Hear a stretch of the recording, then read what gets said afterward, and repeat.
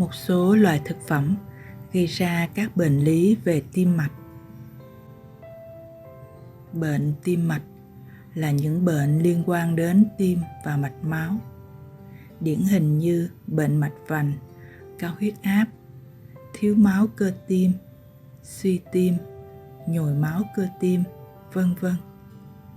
Hiện tại thì các bệnh lý về tim mạch là nguyên nhân hàng đầu gây tử vong trên toàn thế giới, và số lượng người chết vì bệnh tim mạch hàng năm cũng luôn ở mức cao nhất.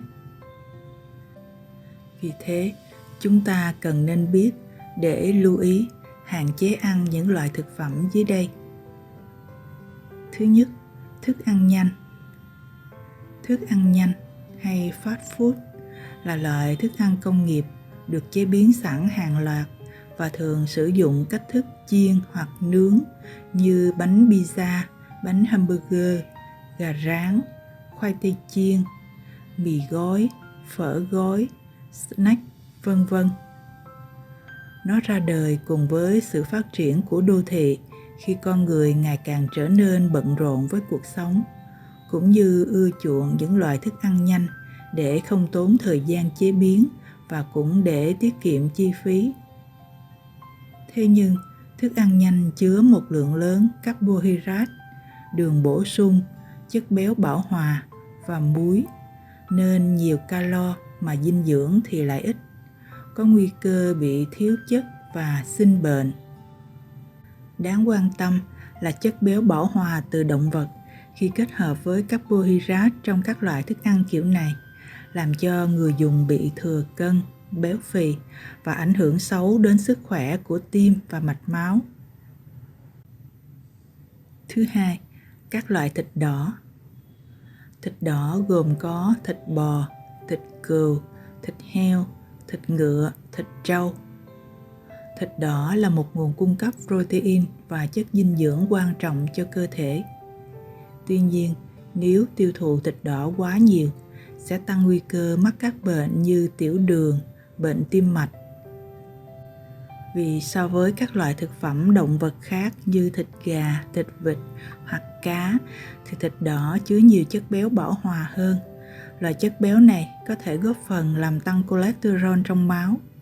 Khi cholesterol tăng cao, nó sẽ tích tụ trên thành các mạch máu, gây cản trở sự lưu thông máu đến tim và gây ra các bệnh lý về tim mạch nguy hiểm.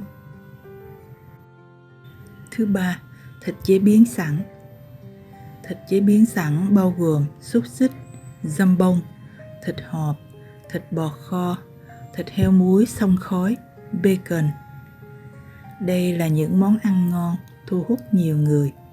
Nhưng trong quá trình chế biến các loại thực phẩm này phải sử dụng rất nhiều muối và chất phụ gia, nên khi chúng ta ăn vào sẽ khiến cho huyết áp tăng cao và tim sẽ phải làm việc rất mệt mỏi. Ngoài ra, thịt chế biến sẵn cũng chứa lượng calo và chất béo bão hòa khá cao. Cho nên nếu thường xuyên ăn các thứ này sẽ khiến cho cholesterol xấu tăng lên, gia tăng nguy cơ bị cao huyết áp, đột quỵ, đau tim và suy tim. Thứ tư, các loại tinh bột, cáp đã qua chế biến.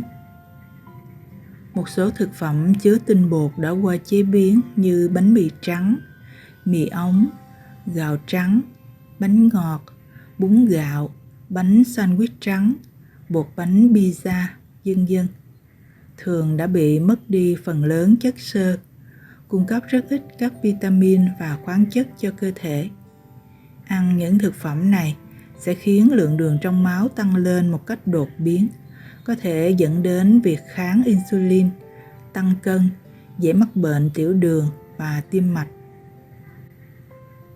Tốt nhất chúng ta nên ưu tiên sử dụng các loại cáp chưa qua chế biến như gạo lứt, yến mạch, khoai lang, khoai tây, bắp, các loại đậu, vân vân để bổ sung chất xơ và ổn định lượng đường trong máu. Thứ năm, rượu, bia và đồ uống có cồn. Rượu, bia và đồ uống có cồn thường gây tăng nhịp tim và tăng huyết áp. Người thường xuyên uống bia rượu sẽ làm cho nhịp tim tăng nhanh liên tục. Lâu dần sẽ dẫn đến đau tim, suy tim, rối loạn nhịp tim.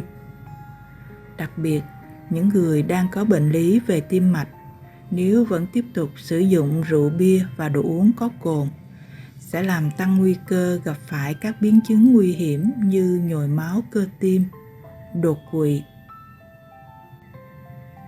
Thứ 6, nước ngọt có ga. Nước ngọt có ga là một loại thức uống có chứa carbon dioxide bão hòa, đường hay chất làm ngọt, hương liệu, phẩm màu, chất bảo quản. Đường sẽ kích thích phản ứng viêm và làm gia tăng nồng độ đường huyết, tăng cholesterol xấu. Cho nên uống nước ngọt có ga quá nhiều sẽ dễ tăng cân, tăng insulin và có thể gây ra một số rối loạn chuyển hóa, sinh ra bệnh béo phì, gan nhiễm mỡ, suy gan, bệnh tiểu đường type 2, cao huyết áp và bệnh tim. Thứ 7, nước trái cây đóng chai. Nước trái cây đóng chai là các loại nước ép trái cây được sản xuất trên dây chuyền công nghiệp và được đóng gói trong chai hoặc hộp giấy để bán trong các cửa hàng tiện lợi hoặc siêu thị. Thông thường có nước ép táo, lựu, đào, cam, ổi, nước ép thơm, kiwi, việt quất, vân vân. Trong các loại sản phẩm này thường có các chất làm ngọt, chất tạo màu, chất bảo quản và các loại hương liệu. Chúng thường chứa một lượng đường lớn và hàm lượng axit cao hơn rất nhiều so với nước ép trái cây tươi tự nhiên. Những thành phần này có một số tác động không tốt cho sức khỏe như làm tăng lipid máu, gây hại răng miệng như dễ bị mòn men răng, sâu răng và cũng sẽ tạo điều kiện cho vi khuẩn có hại phát triển trong đường ruột, gây ra các chứng rối loạn tiêu hóa. Ngoài ra, còn tăng nguy cơ mắc nhiều bệnh liên quan đến chuyển hóa, trong đó có tiểu đường và các bệnh lý liên quan đến tim mạch. Thứ 8, các loại bánh kem, bánh ngọt, bánh nướng. Các loại bánh này được sản xuất công nghiệp, không chỉ chứa nhiều đường mà còn có thể được pha chế bằng dầu hydro hóa một phần hay chất béo chuyển hóa tiềm năng. Mà chất béo chuyển hóa là một loại axit béo có hại. Chúng thường được sử dụng nhiều trong các loại thực phẩm chế biến, nhất là các sản phẩm nướng, chiên trong dây chuyền của các nhà máy sản xuất thực phẩm, vì chúng có giá rẻ và thời hạn sử dụng lâu.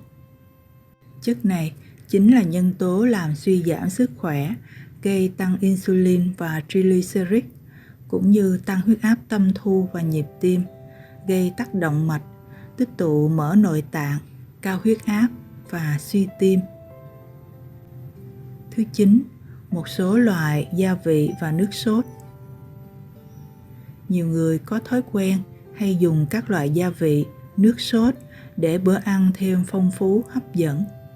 Tuy nhiên, đây là một thói quen không tốt, cần nên hạn chế, bởi một số loại gia vị chứa nhiều thành phần có hại cho sức khỏe. Chẳng hạn như nước tương, tương ớt, tương cà, mayonnaise, sốt BBQ, sốt kem, sốt salad, vân vân. Chúng thường chứa nhiều đường, muối, dầu tinh luyện, chất tạo màu, chất bảo quản.